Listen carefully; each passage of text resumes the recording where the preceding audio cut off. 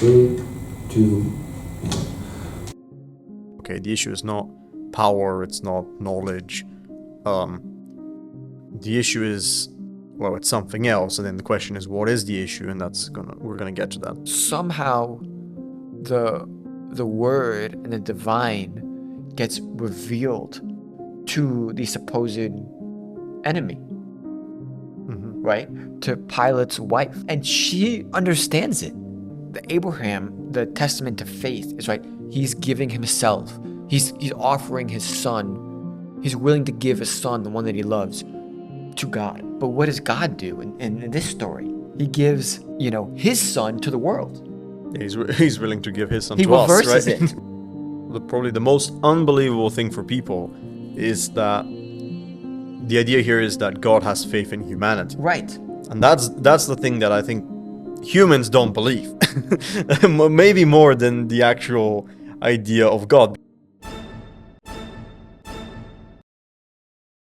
All right, welcome back, everybody, to another edition of the Atheniano Show, the Gospels. I believe this will be part 4, or maybe part 6, depending on when you start counting. But anyway, we are going to be covering the last 3 chapters of the Gospels today. If you watched the previous video, you know that we covered, 22 to 25. Now we are going to be covering Matthew chapters 26 to 28. As usual, I'm joined, or as per the last video, I'm joined by Philip Karaivanov, theology student, very impressive mind. And Okay. yeah, well, and we're going to read and analyze this. So let's get started with chapter 26, the plot to kill Jesus. When Jesus had finished saying all these things, he said to the disciples, "You know that after 2 days the Passover is coming, and the Son of Man will be handed over to be crucified." Then the chief priests and the elders of the people gathered in the courtyard of the high priest, who was called Caiaphas, and they conspired to arrest Jesus by stealth and kill him. But they said, "Not during the festival, or there may be a riot among the people." The anointing at Bethany. Now, when Jesus was at Bethany, in the house of Simon the leper, a woman came to him with the alabaster jar of very costly ointment, and she poured it on his head as he sat at the table. But when the disciples saw it, they were angry and said, "Why this waste? For this ointment could have been sold for a large sum, and the money could have been given to the poor." But Jesus, aware of this, said to them, "Why do you trouble the woman? She has performed a good service for me. For you always have the poor with you, but you will not always have me. By pouring this ointment on my body, she has prepared me for burial. Truly I tell you, wherever this good news is proclaimed in the whole world, what she has done will be told in remembrance of her." I've always actually quite liked the story, particularly when they're saying, "Why don't you just give this to the poor?" And he says, "For you always have the poor with you, but you will not always have me." I don't know why that line really stands out to me. Yeah, again, I think it's to do with, for me anyway, it's to do with emphasizing the importance of Christ. Because obviously this line is supposed to be more than just what it appears at first, because it's actually, again, referencing the foreshadowing of what's going to happen with the crucifixion. So it's interesting because it's what I actually found the most interesting thing about this story is the idea that, the woman comes to him and then they're really quick to rebuke her, but it's actually I always found it interesting that she's anointing Jesus, right? She's getting him ready for it. And I don't know, I just found it interesting how there's this reversal where Jesus also sometimes shows his humbleness, right? Because obviously a lot of the time he's talking about how he's telling other people, he's humbling other people, but here he's kind of saying, well, wait a second, like, I'm not so, so great to not accept this from just a common person, right? Because she understands the significance of what's about to happen, sort of, right? Right? That's the idea, that she's actually honoring me. So, like, why shouldn't I accept that? Yeah. That is interesting. Okay. Judas agrees to betray Jesus. Then one of the 12, who was called Jesus Iscariot, went to the. What did I say? Oh, sorry. That would be confusing. Then one of the 12, who was called Judas Iscariot, went to the chief priests and said, "What will you give me if I betray him to you?" They paid him 30 pieces of silver, and from that moment he began to look for an opportunity to betray him. The Passover with the disciples. On the first day of unleavened bread, the disciples came to Jesus, saying, "Where do you want us to make the preparations for you to eat the Passover?" He said to them, "Go into the city to a certain man and say to him, 'The teacher says, my time is near. I will keep the Passover at your house with my disciples.'" So the disciples did as Jesus had directed them, and they prepared the Passover meal. When it was evening, he took his place with the 12 disciples. And while they were eating, he said, "Truly I tell you, one of you will betray me." And they became greatly distressed and began to say to him, one after another, "Surely not I, Lord." He answered, "The one who has dipped his hand into the bowl with me will betray me. The Son of Man goes, and it is written of him, but woe to that one by whom the Son of Man is betrayed. It would have been better for that one not to have been born." Judas, who betrayed him, said, "Surely not I, Rabbi."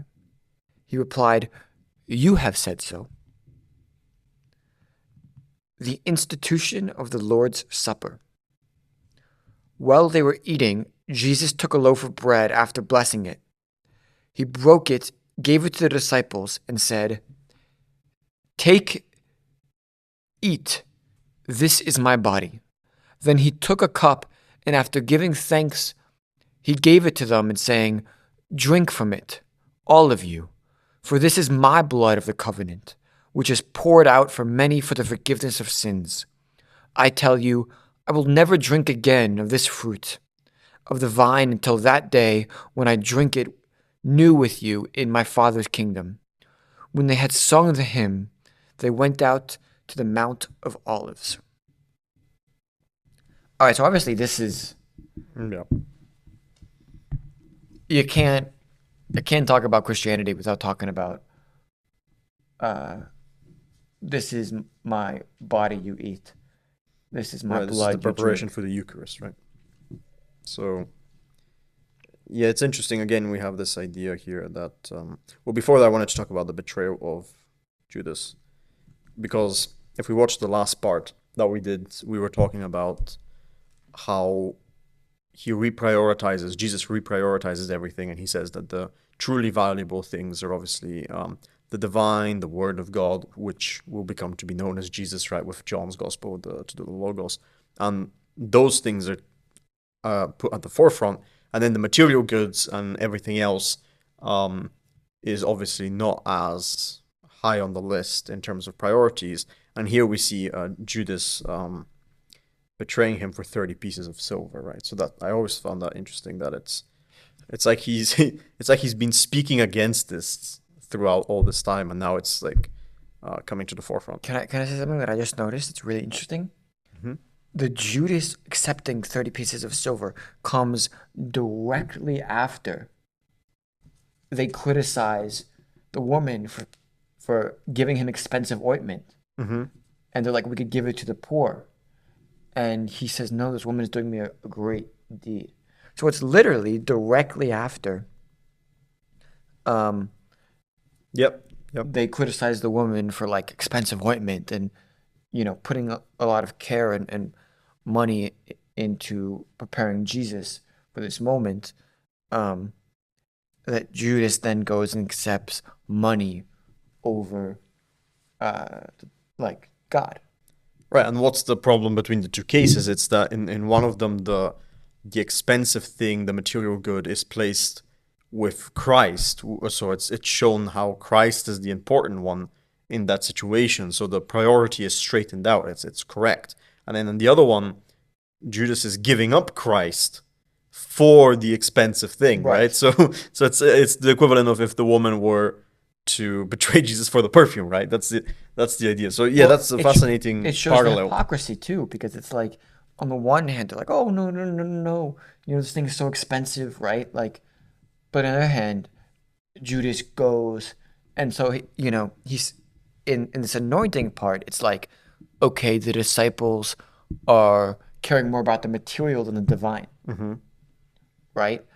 Um, but then it shows you that they don't actually really care about, you know, it's not about like, oh, this sum of money is so much that we need to put it to good use, even though the divine is also kind of important, but this sum of money matters that we need to care more about. It's like, no, because Judas goes and he takes money for himself, right? Mm-hmm. To go against the divine. Well, it's interesting because Judas is like a disciple of Christ, and the woman is not anyone of note, right? And then what happens is this reversal where Jesus says, actually, there's another parallel that's directly related to this. It's when he says, so what does he say at the end about the woman? He says, let this, let you be remembered, right? So what Yeah. she has done will also be told in memory of her. So she is forever honored because she honored the divine, right? Because she had her focus on the divine and what's really important, whilst with Judas, what it said later is, but woe to that man who betrays the Son of Man. It would be better for him if he had not been born.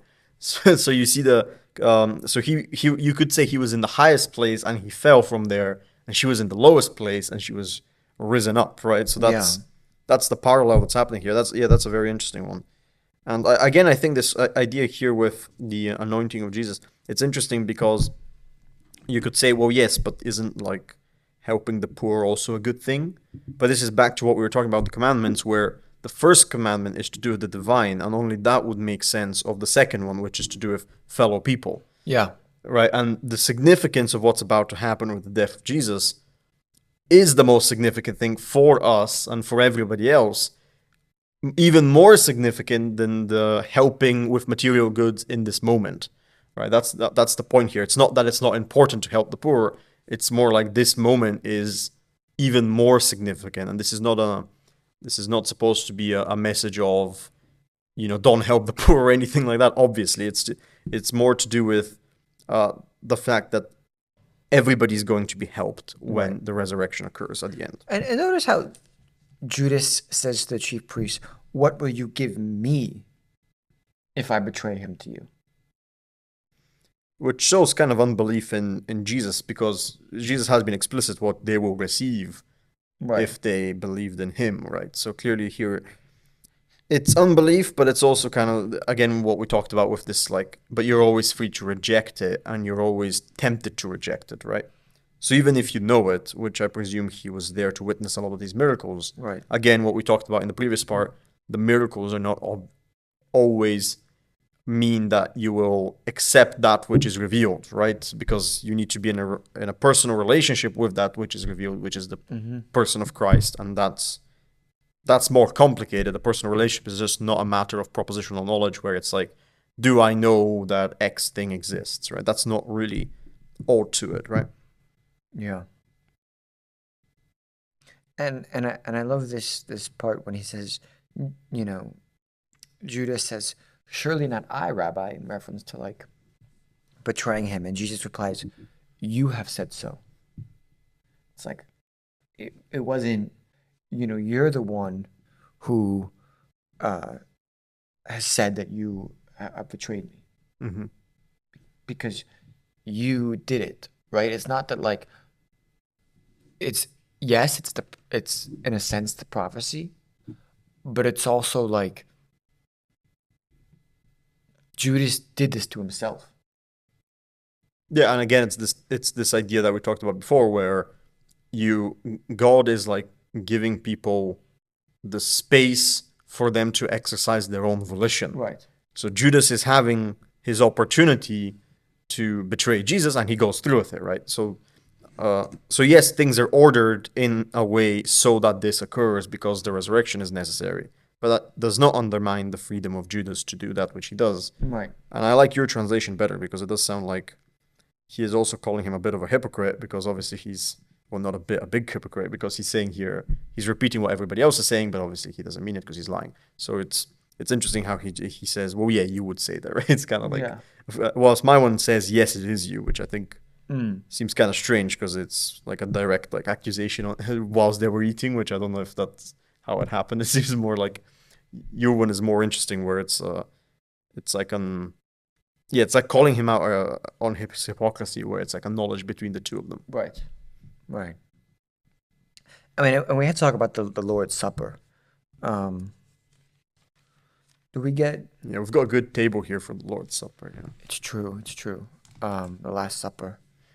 Um, now, there's a lot of debates throughout the various sects of Christianity of what is actually what we're supposed to take um, from the the bread being the body of Christ and the wine being the blood of Christ. I don't know if you can help me with this, but I think some camps are more in the literal part of that, and others are more in the figurative. Mm-hmm. I don't know. Do you have any commentary in that regard? Like what? I So mean, you're obviously coming from an Orthodox perspective, but I don't know what. Again, I don't take theology, so I'm gonna defer to you. I mean, yeah, I'm not as well like knowledgeable on this, but I can sort of explain the main differences as far as I understand them, which is, so for the Orthodox and for the Catholics, it is a matter of an actual change that occurs, like an actual metaphysical change that occurs in the bread and the wine. So it's a real thing that occurs, and it's for the Orthodox, the actual method of how that happens, as far as I'm aware, is like a secret method, right? It's a mysterious method. So we obviously don't know how, well, I wouldn't say obviously, because there's disagreement on this. But from the Orthodox perspective, it's not obvious how that occurs, right? It's a divine miracle, so that's how we treat it. It's something that occurs in a mysterious way, because I believe in the Orthodox it's said that it's like a mystery, right? They're called mysteries. So the sacraments are referred to as mysteries. Mm-hmm. Whilst in the Catholic tradition, as far as I understand it, there's this idea of transubstantiation, where they also believe it's real, but they try to explain it in philosophical terms, in terms of the substance actually undergoing a proper change at the level of substance, right? Where the substance is that thing which is underneath all the accidental properties, which are the properties a thing doesn't have to have, and then the substance is the essence of a thing, right? So it goes through an essential change at the moment of the Eucharist, right? So that's the idea there in the Catholic tradition. And then in some Protestant, I'm not as well aware of like which one specifically, but in some of them specifically, I think the Calvinist ones, perhaps, and some others, they talk about symbolic, like the symbolic presence of Christ. So it's not a real presence. The wine and the bread doesn't like change substantially, but it's a spiritual change. We could say that. So it's a symbolic or spiritual change, which still occurs. It's just that it's not the actual physical object that changes. When you're talking about that metaphysical change, are you talking about specifically in the story, like at the Last Supper, or are you saying? No, I'm referring to the Eucharist in general. So like any the sacramentology Communion. of communion and the Eucharist. Yeah. So you're saying it's a belief that literally during communion. Yes, that this what happened here in the story is something that reoccurs at every communion, right? Okay, gotcha.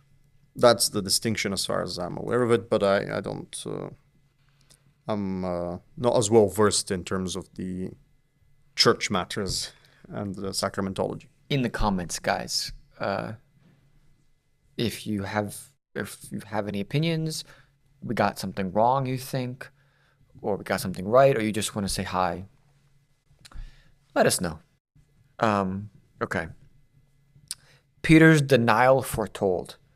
Then Jesus said to them, "You will all fall away because of me this night, for it is written, I will strike the shepherd, and the sheep of the flock will be scattered.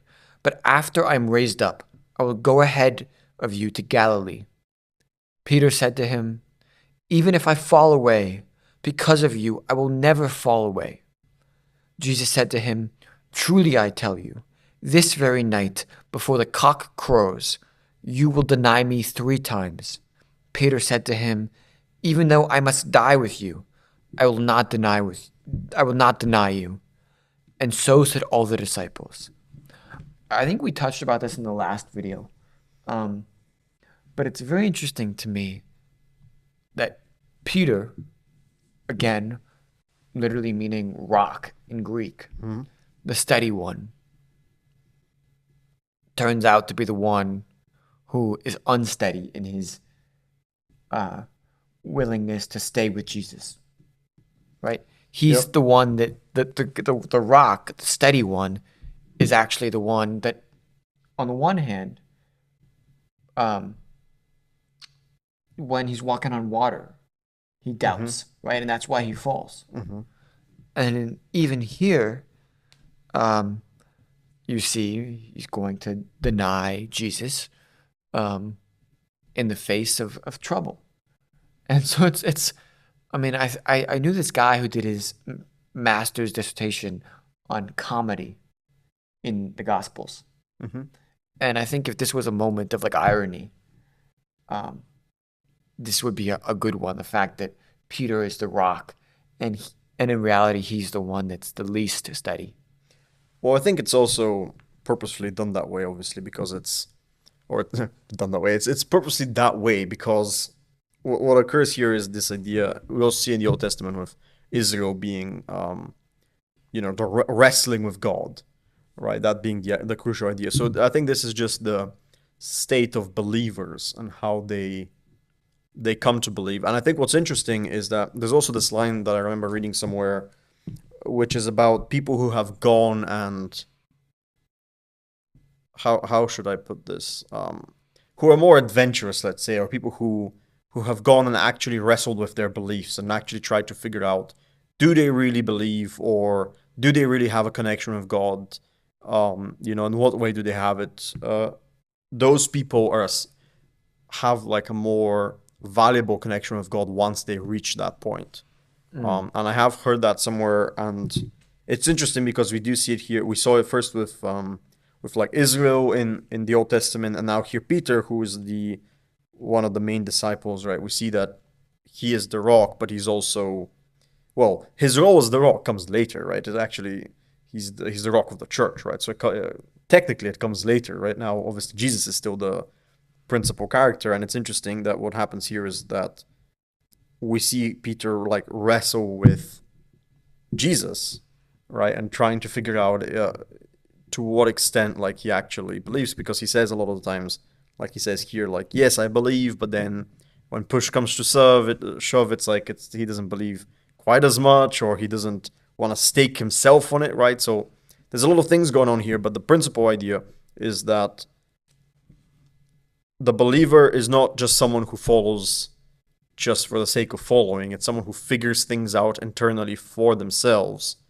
and has what we could say like a spiritual journey to have that belief. And that journey can involve intellectual reasons, like talking about why should you believe or shouldn't you believe, but it's also to do with what's your relationship to the divine and how would you achieve that relationship.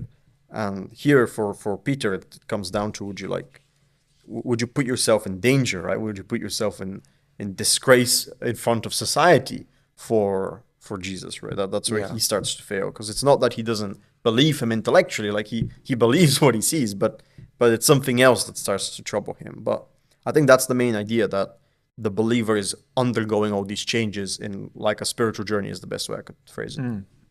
That makes sense. I like that a lot. Okay, this is a big one. Jesus prays in Gethsemane. Then Jesus went with them to a place called Gethsemane, and he said to his disciples, "Sit here while I go over there and pray."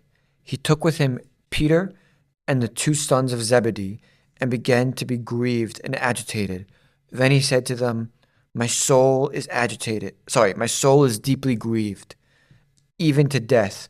Remain here and stay awake with me. And going a little farther, he threw himself on the ground and prayed, My Father, if it is possible, let this cup pass from me. Yet not what I want, but what you want. Then he came to the disciples and found them sleeping. And he said to Peter, So, could you not stay awake with me 1 hour? Stay awake and pray that you may not come into the time of trial. The spirit indeed is willing, but the flesh is weak. Again he went away for the second time and prayed, My Father, if this cannot pass unless I drink it, your will be done. And he came and found them sleeping, for their eyes were heavy. So leaving them again, he went away and prayed for the third time, saying the same words. Then he came to the disciples and said to them, Are you still sleeping and taking your rest?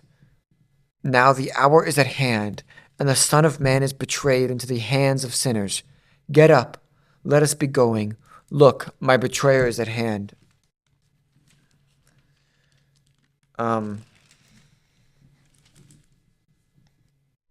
Yeah, we could discuss this if you want. Well, I think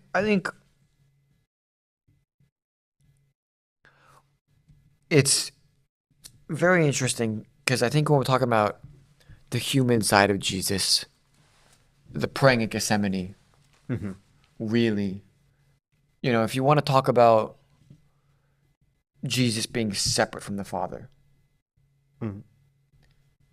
this is one of the moments you can point to. When he says, My Father, if it is possible, let this cup pass from me. Yet not what I want, but what you want. Yes, obviously the Jesus is not identified with the Father. He's a separate person from him. And it's interesting because what I find interesting here is it's very human. Like he goes and he says he knows what he has to do. And he basically doesn't want to do it, but he knows he has to do it, and he knows he wants to do it.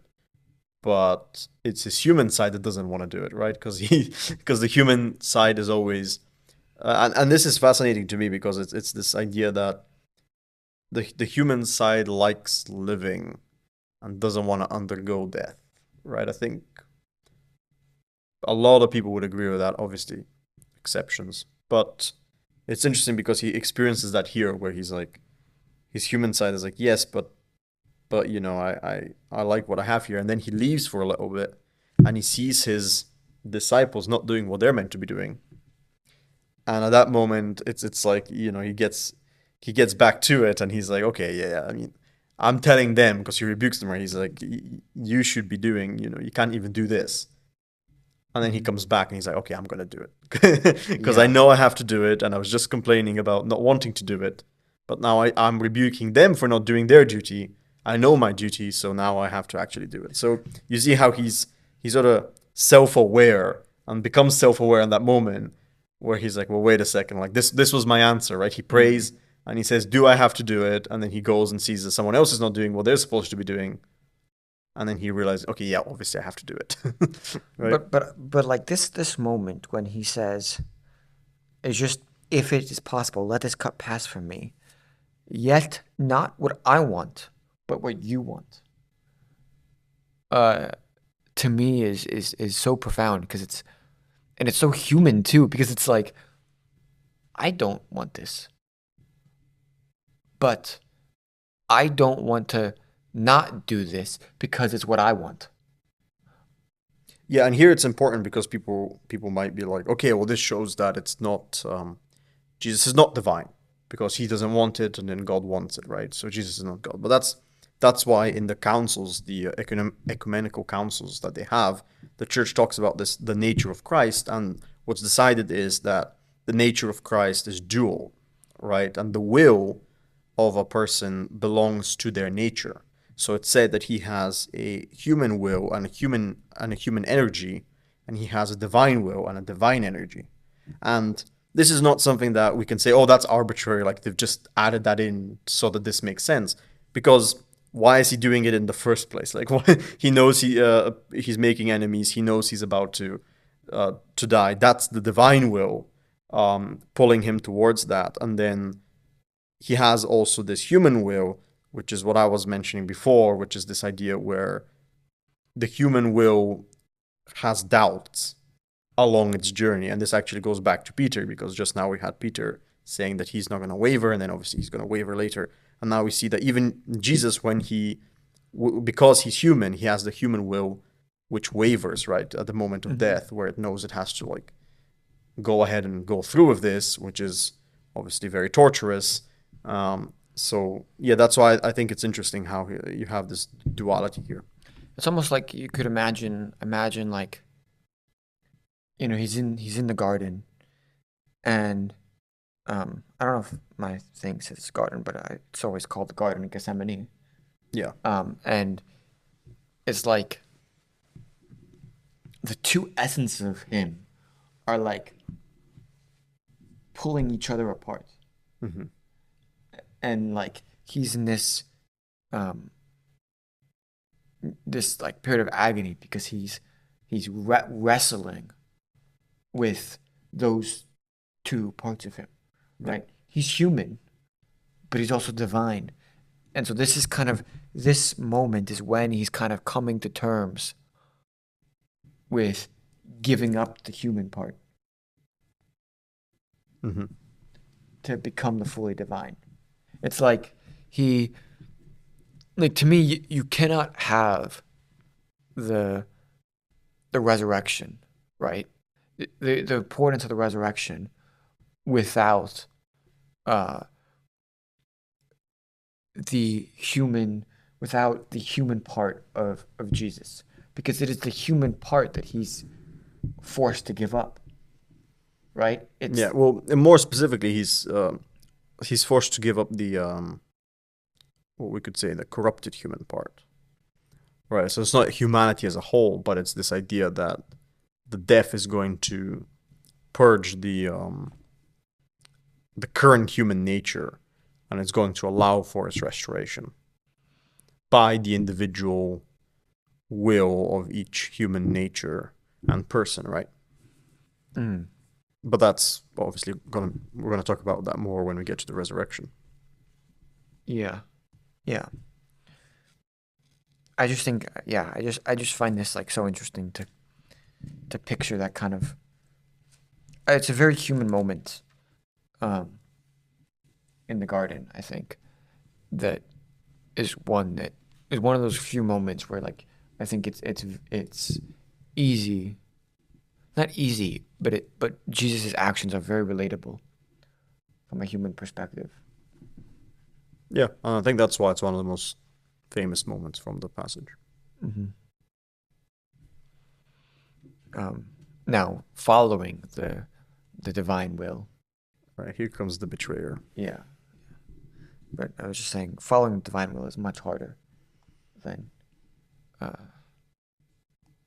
like giving up that human will, and for the divine will is much more difficult than obviously the like what's when you're reading scripture, they're saying all these things happen, but like when you're actually experiencing that, like obviously it's hard to understand from the story, like just the story itself, the emotion and like agony that comes with choosing that. Yeah, and this is why it's the human will which comes forth here, because it's the human nature that's going to be, which has to undergo the crucifixion and then be resurrected. It's not the divine nature. Of course, the divine nature is not going to die, and it's not going to be resurrected because it's already in that state. So it's the human nature that has to undergo this, and that's why the human will has to be synchronized with the divine will, and that's what's going on here.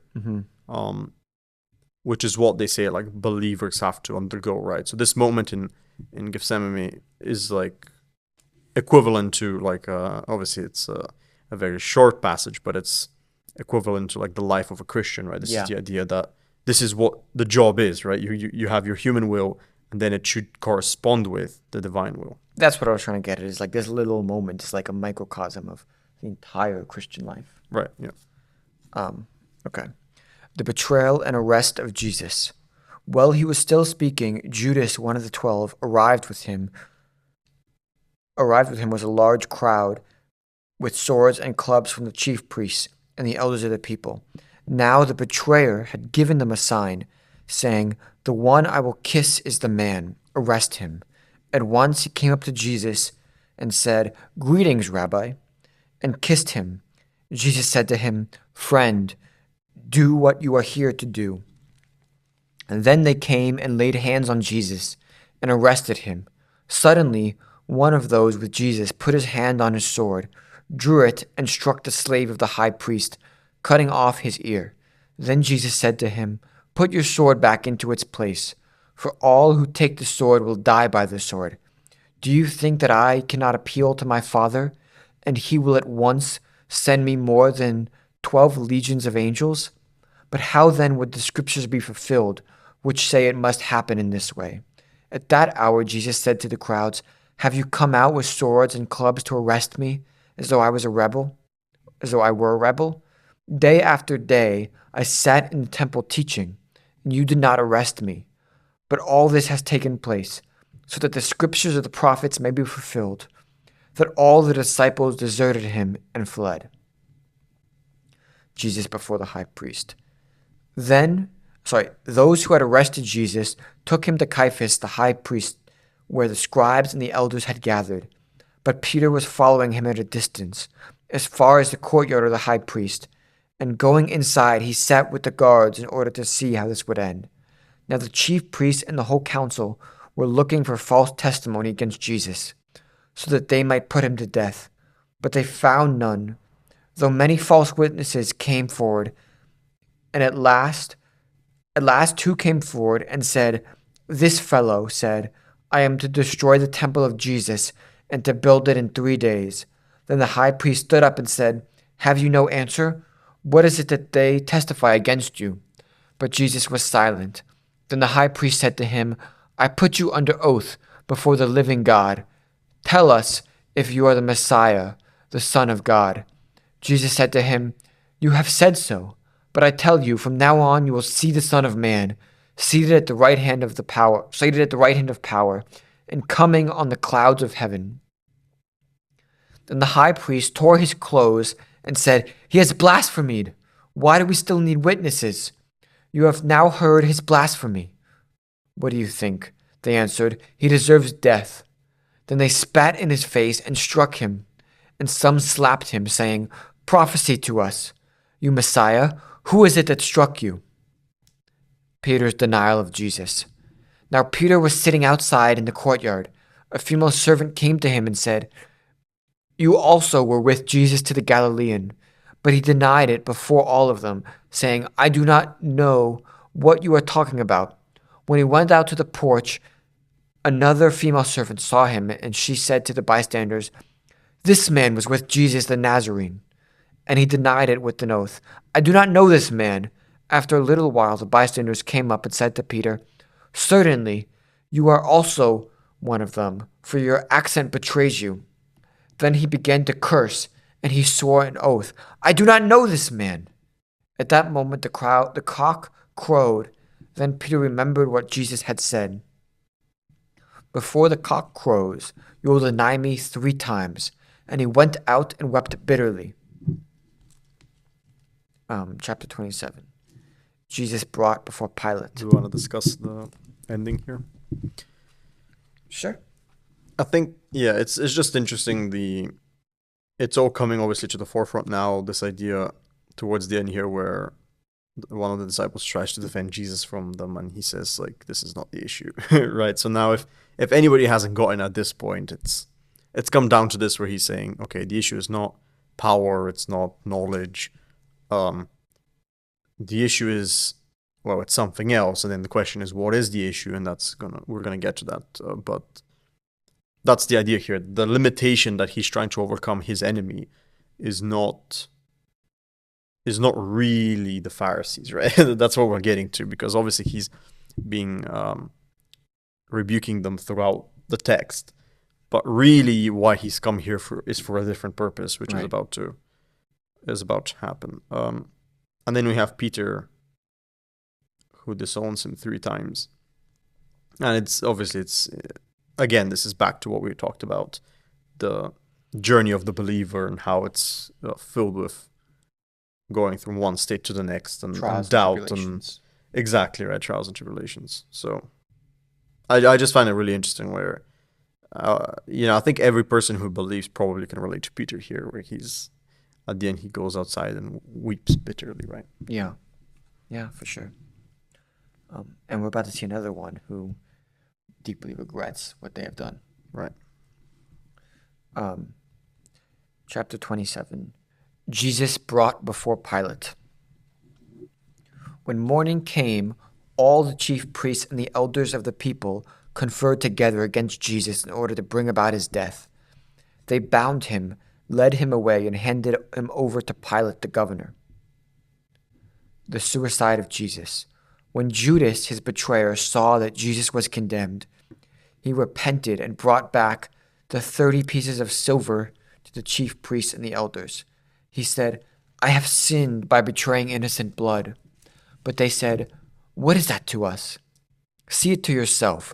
Throwing down the pieces of silver in the temple, he departed, and he went and hanged himself. But the chief priest, taking the pieces of silver, said, "It is not lawful to put them in the treasury, since they are blood money." After conferring together, they used them to buy the potter's field as a place to bury foreigners. For this reason, that field has been called the field of blood to this day.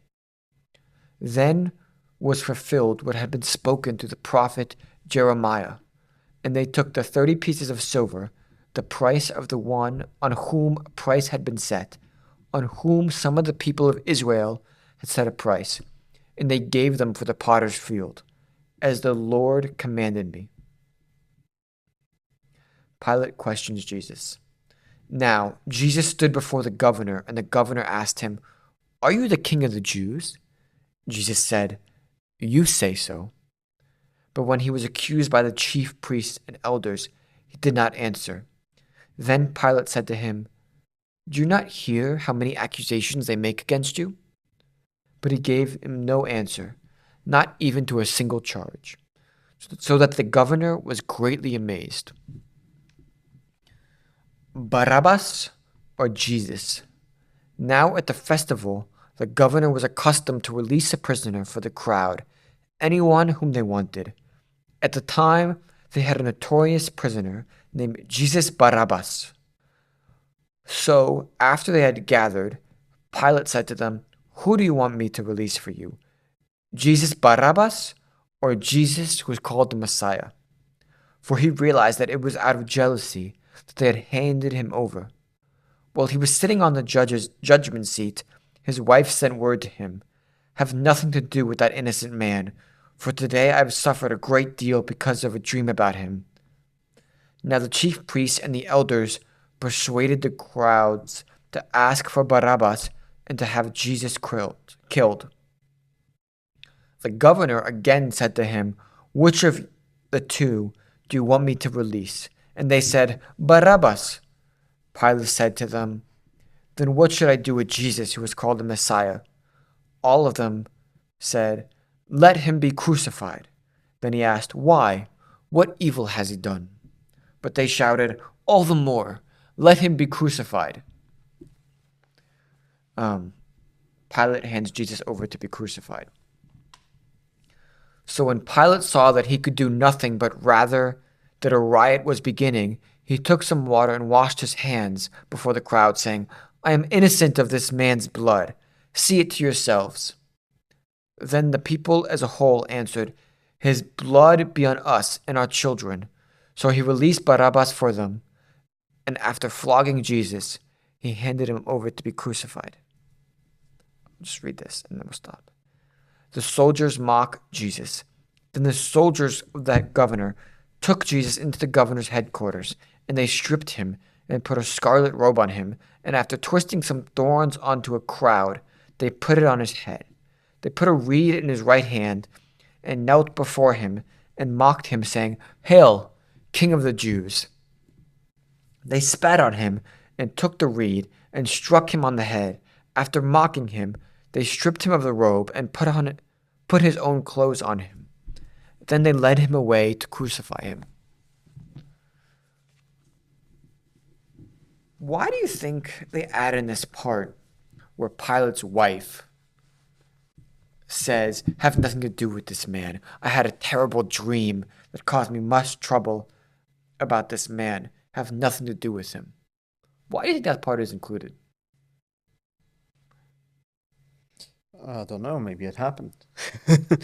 I don't know. It seems like Pilate is a bit of a strange figure if we're speaking about it narratively, because this is the idea where Jesus has to go, to the depths of hell, if you want to put it that way, right? He has to go to the lowest place of human nature, which is this idea where they're taking an innocent man and then they're trying to crucify him and mock him, right? So they're not doing it out of necessity, they're doing it out of joy, right? And that's what's happening here, where he has to go there in order to later retrieve and restore the whole human nature, right? So now that makes sense, right? That's an idea that the protagonist, right, goes into the lowest part. But the Pilate, it's interesting because he says for him it's a necessity, right? It's just his duty, because his job is to obviously govern the town and protect the town, and he doesn't want a riot to break out.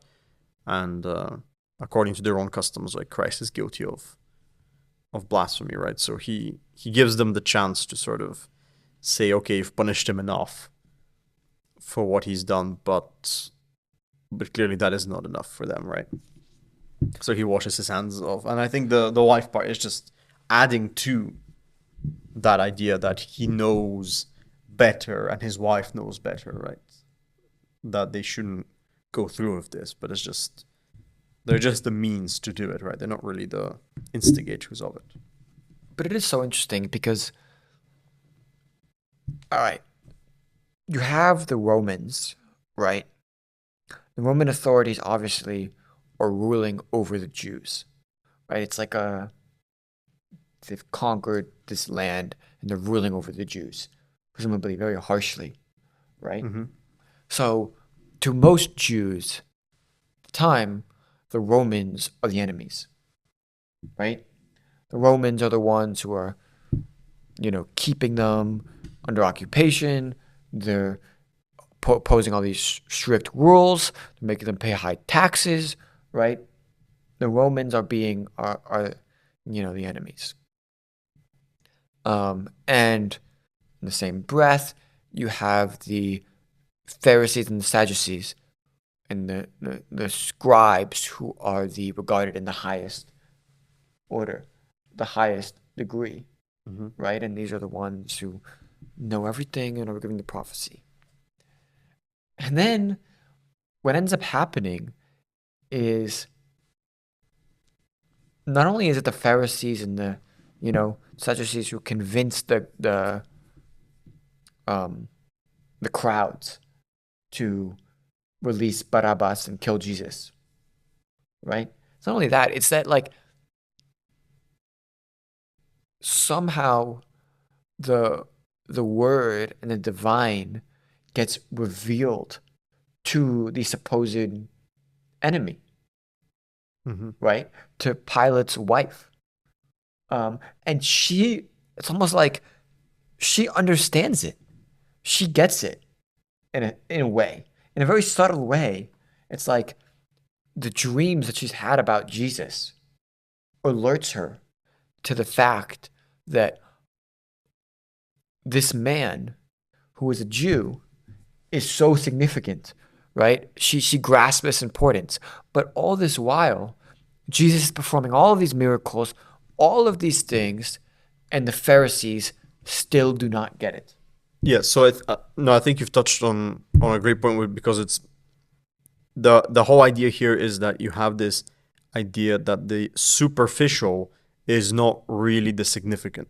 That's what's going on here, because we've had this idea of the Pharisees, the Sadducees, right? These people who superficially are the most devout, and then in reality they're actually the worst, right? Because they're being hypocritical, which is even worse than just straight up doing bad things, right? It's doing them in the name of God, right? So there's this idea of treachery that the Pharisees and the Sadducees are doing, right? Because they're actually betraying the divine by doing this.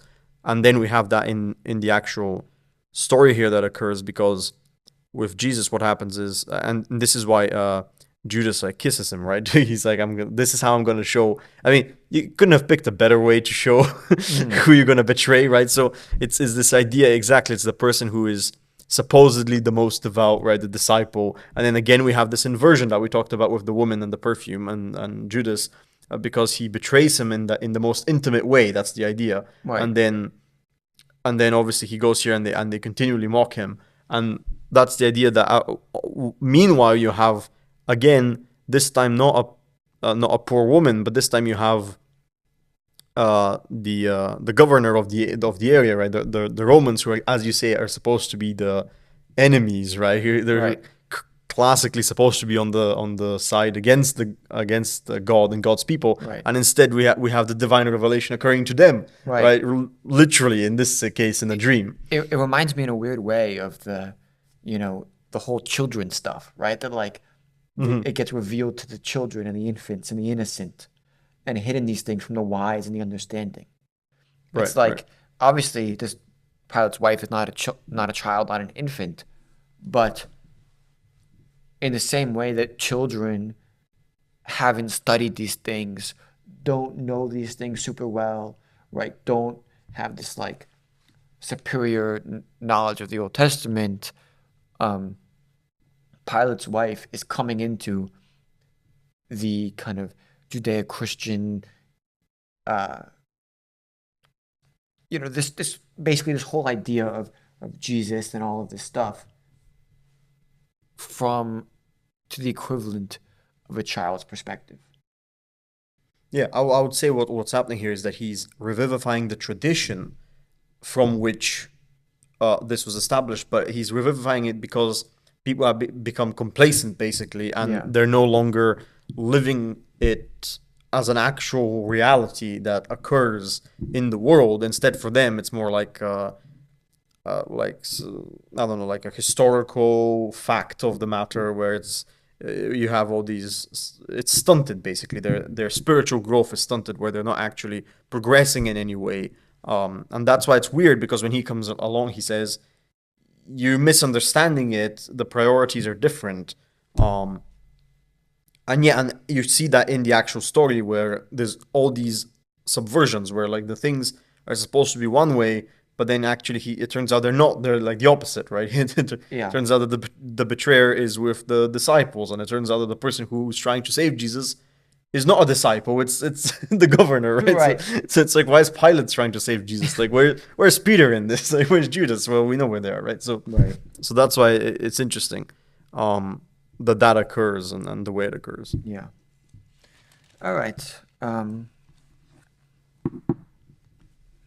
The crucifixion of Jesus. As they went out, they came upon a man from Cyrene named Simon. They compelled this man to carry his cross. And when they came to a place called Golgotha, which means place of skull, they offered him wine to drink mixed with gall. But when he tasted it, he would not drink it. And when they had crucified him, they divided his clothes among themselves by casting lots. Then they sat down there and kept watch over him. Over his head They put the charge against him, which read, "This is Jesus, King of the Jews." Then 2 rebels were crucified with him, one on his left and one on his right. Those who passed by derided him, shaking their heads and saying, "You who would destroy the temple and build it in 3 days, save yourself. If you are the Son of God, come down from the cross." In the same way, the chief priests also, along with the scribes and elders, were mocking him, saying, "He saved others. He cannot save himself. He is the King of Israel. Let him come down from the cross now, and we will believe in him. He trusts in God. Let God deliver him now, if he wants to, for he said, 'I am God's son.'" The rebels who were crucified with him also taunted him in the same way.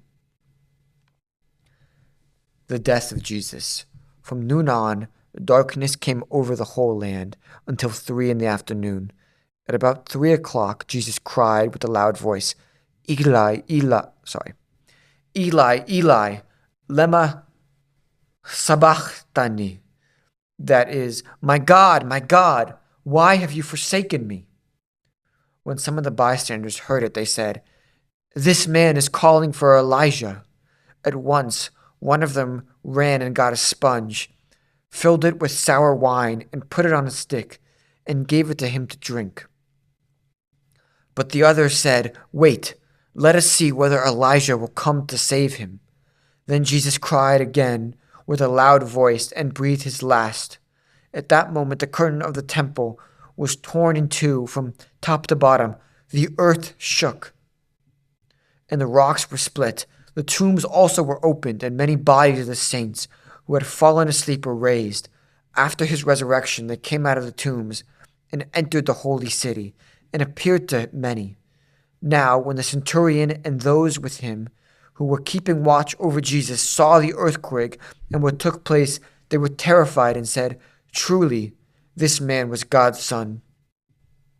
Many women were also there, looking on from a distance. They had followed Jesus from Galilee, ministering to him. Among them were Mary Magdalene and Mary, the mother of James and Joseph, and the mother of the sons of Zebedee. The burial of Jesus. When it was evening, there came a rich man from Arimathea named Joseph, who was also himself a disciple of Jesus. He went to Pilate and asked for the body of Jesus. Then Pilate ordered it to be given to him. So Joseph took the body and wrapped it in a clean linen cloth and laid it in his new tomb. And when he had hewn in the rock, he then rolled a great stone to the door of the tomb and went away. Mary Magdalene and the other Mary were sitting there, sitting opposite the tomb. The guard at the tomb. The next day, that is, after the day of preparation, the chief priests and the Pharisees were gathered before Pilate and said, "Sir, we remember what the impostor said while he was still alive. After 3 days I will rise again. Therefore, command the tomb to be made secure until the 3rd day. Otherwise, his disciples may go and steal him away and tell the people he has been raised from the dead, and the last deception would be worse than the first." Pilate said to them, "You have a guard of soldiers. Go, make it as secure as you can." So they went with the guard and made the tomb secure by sealing the stone.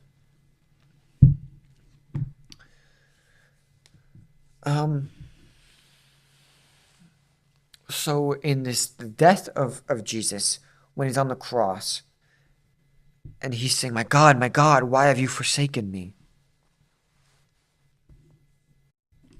You can try a lot of parallels to the Garden of Gethsemane, right? And I also was thinking about when I was reading this, when you were saying about Simon and how it's almost like the people who have to wrestle and doubt a little bit are the ones who have the strongest, end up having the strongest faith and the strongest connection. It's like even Jesus, right, who has the strongest faith in his Father, is the divine. He's wrestling with it. in the same way that Jacob or Israel wrestles with God. Right. Or Jesus, Job or anyone else who's a yeah, figure like that, where at the moment where, the darkest moment that occurs, it's always this idea that you would have doubts because that's just yeah. how our nature is, right? Like if it's almost if Jesus just went to the cross, was like, all right, take me, cool, crucified, yep, all good, cool, okay, and it's just standing there, like there would be no passion in that. And that directly relates to when they arrest him and he talks about the legions of angels. Because again, the point is, and that's they're not getting it, right? The people who are there mocking him and saying all these things like, "Wow, well, if you're really the Son of God, like, why can't you just get out of it? And why are you having regrets and all this?" It's again, they're not getting that the real thing that he's doing is assuming a human nature and then experiencing death, which is what has plagued the human nature since the Garden of Eden, right? So they're not really understanding that the real problem is not his divine nature getting out of this human problem, right? I mean, if like he said, that's not the problem. If he wanted to, he could just leave. And like you just said it, if it was just his divine nature, then he would just not experience anything. Right? It wouldn't be the same thing. But it's because the actual thing which he needs to do is to resurrect the human nature. He assumes the human nature, and then of course he experiences the human nature as well. Um, there's a very interesting parallel here between this and Abraham's sacrifice of Isaac. Yes. Um, and I'm going to bring up a little bit of Kierkegaard because that's what I did my diss on. And I happen to know a decent amount about. But essentially, Kierkegaard argues that in the sacrifice of Abraham and Isaac, what makes that an act of faith is that Isaac is the most important thing to Abraham. It's not that like Abraham is willing to do it and he doesn't feel anything, right, when he gives up Isaac. Mm-hmm. It's that he loves Isaac and is willing to give it up in spite of the fact that he values Isaac so much, right? So much more than anybody else, right? Isaac is the thing that he loves the most. And I think there's a strong parallel here, whether that be like Jesus giving himself up and his life up, or God giving his son Jesus up. Right. It's God the Father giving up his most treasured Right. son, right? And it's interesting because the way that happens is, it's exactly like the Abraham Isaac idea, because there it's kind of like, okay, you have to have faith in God, but like God is not going to experience what Abraham experienced in that moment. But then later on in the New Testament, it's like, well, he is, right? Because and even worse, because we actually go through with the crucifixion. It's not just and I think that is because, right, the testament to faith is, right, he's giving himself. He's offering his son. He's willing to give his son, the one that he loves, to God. Right. Right? But what does God do in this story? He gives, his son to the world. Yeah, he's willing to give his son He to us, right? reverses it, right? Like, right. like he gives the act of faith. He does the act of faith, unto us. He does what Abraham does, but he doesn't have to. Right, and I think that relates back to probably the most unbelievable thing for people is that the idea here is that God has faith in humanity. Right. And that's the thing that I think humans don't believe. Maybe more than the actual idea of God, because we see even this with Genesis, right, where he creates the world, and every time he says that creation is good. Right. Right, and that's like the main message of Genesis. It's not that he created the world, it's that the creation which he did was good. Right. That's why it was created in the first place. And then here we have, again, this idea that it can be restored, and he still has faith in humanity. But there's a lot of times in the Old Testament when he creates humanity and then they gives them orders and they fail to do it, and then he like kind of restarts, and there's a lot of this stuff. And this is the moment, again, I think you nailed it, where it's like, this is the moment where, it's like, this has to be, you know, to me, this has to be the turning point, because it is the moment where God turns around and actually says, I have faith in humanity, Right. right? He does that act of, he gives up his son to humanity. And it's not that he doesn't value, again, what I was relating it to was when Jesus says, my God, why have you forsaken me? And all these things in the Garden of Gethsemane, when he's valuing life, he doesn't want to do it.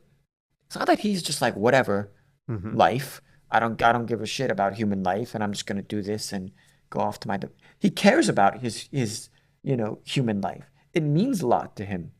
Right. But he knows that it to save humanity and to save the whole human nature, he has to go through with this, and that's why it's so interesting. And again, because in theology, at least in the theology, the will is a property of the nature of things. Because Jesus is also divine, then he also shares the divine will that God the Father and the Spirit share. So what's happening here is not that he's being forcefully put in this position. It's he's going along with his own divine will, but again, it's the human will that, which is familiar to us, so we know it, that doubts even till the moment of death, right? Because he's already gone through with it, but it's still that human will of yes, but like it's suffering, it's this world, it's what all we know, right? And then Right. that's the duality of it that we talked about before. Yeah. Yeah. I think that's exactly right. Um, all right. This is the last chapter of Matthew, of course. There's other Gospels, but we're going to finish Matthew, chapter 28. And if you know anything about Christianity, you know what's coming after the death of Jesus. The resurrection of Jesus.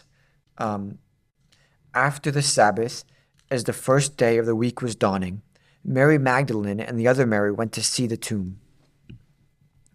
And suddenly there was a great earthquake, for an angel of the Lord, descending from heaven, came and rolled back the stone and sat on it. His appearance was like a lightning, and his clothing was white as snow. For fear of him, the guards shook and became like dead men. But the angel said to the woman, Do not be afraid, for I know that you are looking for Jesus who was crucified. He is not there, for he has been raised, as he said. Come, see the place where he lay. Then go quickly and tell his disciples, He has been raised from the dead.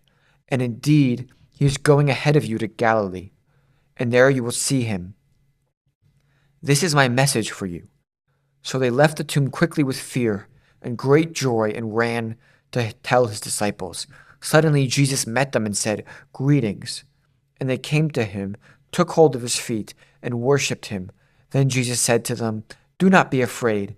Go and tell my brothers and sisters to go to Galilee, and they will see me. The report of the guard. While they were going, some of the guards went into the city and told the chief priests everything that had happened. And the priests had assembled with the elders. They devised a plan to give a large sum of money to the soldiers, telling them, You must say his disciples came by night and stole him away while we were asleep. If this comes to the governor's ears, we will satisfy him and keep you out of your trouble. They still don't get it. So they took the money and did as they were directed. And this story is still told among the Judeans to this day. The commissioning of the disciples. Now the 11 disciples went to Galilee to the mountain to which Jesus had directed them. When they saw him, they worshipped him, but they doubted. And Jesus came and said to them, All authority in heaven and on earth has been given to me. Go therefore and make disciples of nations, baptizing them in the name of the Father and the Son and the Holy Spirit, and teaching them to obey everything that I have commanded you. And remember, I am with you always to the end of age. So there you have it. Can I just point out quickly that notice how it's the woman. Like, so not only is it the guards who are afraid of Jesus, right, and fearful. Oh, sorry, fearful of the angel, Of the angel. of the angel. But the women are not and get it. And even when Jesus comes, they recognize him and are not afraid. Um, but the disciples doubt him and don't get it. I think that's very interesting because again, we talk back to Pilate's wife and the woman with the ointment, and just the people that are supposed to be, again, stereotypically more meek, are the ones who are actually not afraid. The ones who, who stays by the tomb. It's the Mary Magdalene, Mary his mother, who are the ones that are not afraid by the angel. The women who are the ones that don't doubt that Jesus comes back. The women who are the ones that are afraid of the angels. The guards, the ones that are supposed to be tough.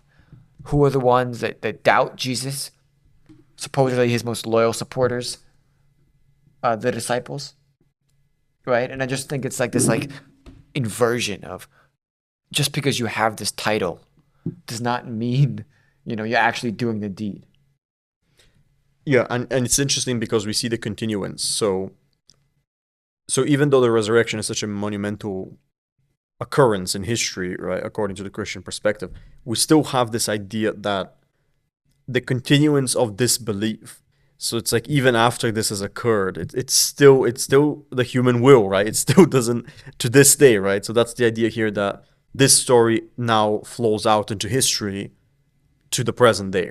So I think that's what it's telling us here, where it's like the message here continues, right? It's not ended now that the resurrection has occurred and all of a sudden everybody's enlightened. It's like, no, nobody's enlightened, right? That's the idea. It's still the process has to occur for each one of them, like the process occurred for Peter, for instance. Yeah. But yeah, I agree with you. And a lot of people use it for, I know a lot of people argue for the truth of the resurrection on the basis that like if it was the men who wrote it, like his disciples, and they were being fraudulent, they wouldn't put in these embarrassing details. Like a lot of people put that in. I don't know if you've heard that as an argument, but it is an interesting point where they say, like, why would you put this in? Because women weren't obviously seen as equal to men in the same way as we do now. So it's like, why would you put this in and embarrass yourself as basically someone who lacks belief throughout the whole story? Right. Obviously not fully, but you know what I mean. Yeah. Being doubtful throughout it. So yeah, we have the angel. I thought it was a very nice little detail where the angel finishes by saying, "Now I have told you," because obviously the word angel means messenger, right? So it's like he's fulfilled his purpose, right, to come here and give the message. And then we have the idea that, yeah, so this story has been circulated among the Jews to this very day. So it's this idea that obviously immediately the counter narrative is set up that the resurrection didn't occur, and that somebody pulled the body out from the tomb. So again, the point of all these things is that there's a continuance, which is saying that the story is not over. That's what it's trying to say, that it's leaving off at this moment. But this is really the climax of the story. It's not the end of the story, because the idea is that the end of the story is yet to be filled in. Right? We were sort of, it was foreshadowed what it's going to be, as we saw in the previous part, but now it's not occurred yet, right? So this is actually the beginning of the story in another way, if we want to look at it that way. You mean like this is, when we had all the part about, and you had all the parables about the bridesmaids and the people who were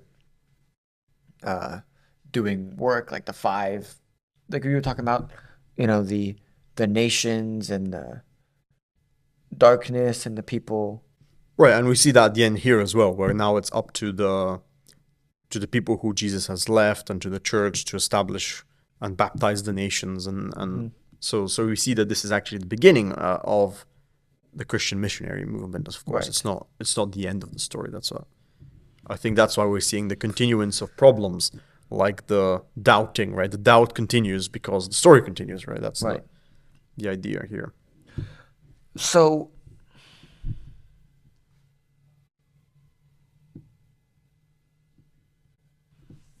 Yes. I'm just trying to square like that, everything you just said, with the resurrection happening here and then the second coming. Mm-hmm. Because I think you're right. I think this leaves open a huge kind of the story ain't over, Right. right? And all this stuff that was prophesized, right? If you think that that was only supposed to happen in those like 3 days, and it was just for those 3 days, obviously it's not true. Right. But if we look wider scale, that's going to continue to happen.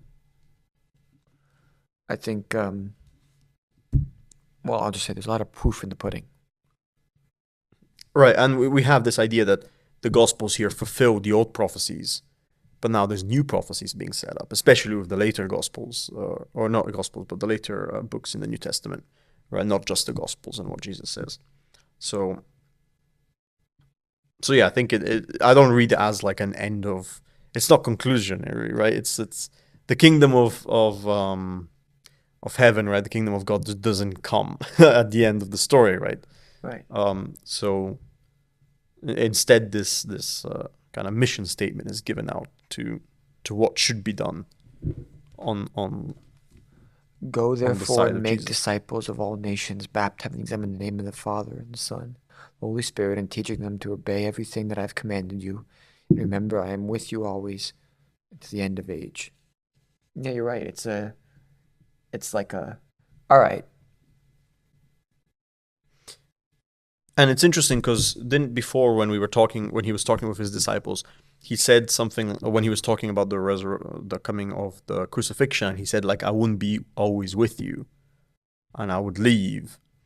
And now the concluding message he has is this idea that he will always be with them, right? So it's kind of like for them, it's this idea of what matters most is earthly laws and earthly life and earthly possessions. And so, Jesus wouldn't be with them because he's going to die. And then at the end, it's this realization that what matters most is what's going to come afterwards, right? And it's becoming closer with Jesus and with God the Father. And it's this idea that he isn't going to be gone. He's actually always going to be there. So we have this parallel where it goes from this world to the next world, which we talked about before. You know how I interpret that though is, so I won't always be with you is like referring to literally like him telling you how to act, how to do all these things, right? He's literally not gonna be there to like, literally in the human form correct you.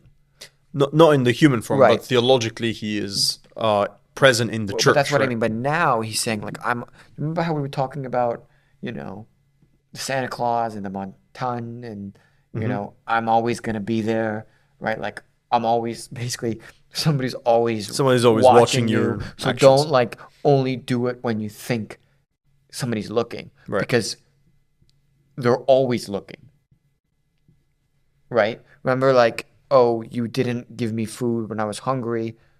What are you talking about? I'll give you food here. Right, It's like, right. well, you didn't do it.